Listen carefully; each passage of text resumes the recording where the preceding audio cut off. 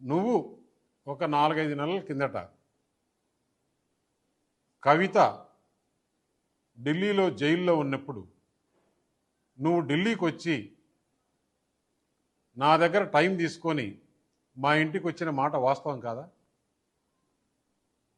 ఇంట్లో సీసీ కెమెరాలు ఉన్నాయి, నేను తీసి మీడియాకి ఇస్తా. నువ్వు ప్రెస్ మీట్ పెట్టి దీనికి సమాధానం చెప్పు. మా ఇంటికి వచ్చి ఏం మాట్లాడినారు? మేము చేసిన అవినీతి అన్నీ కూడా ఈడీ సిబిఐ రాకుండా, లేకుంటే కవితను బయటికి వదిలేదానికి ఏర్పాటు చేయండి. మేము బీఆర్ఎస్ పార్టీ దేనికైనా సిద్ధం.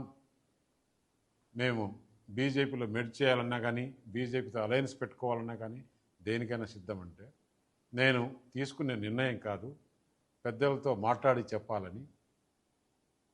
పెద్దలతో మాట్లాడిన తర్వాత మనం ఎలక్షన్స్లో ఏం చెప్పాం? ఈ బీఆర్ఎస్ పార్టీ అవినీతి పార్టీ, దీంతో కలిసే సమస్య లేదు.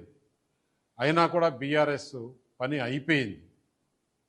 పార్లమెంట్లో ఒక సీట్ రాలేదు, గవర్నమెంట్ లేదు, ప్రజలు వాళ్ళని చీకొట్టారు.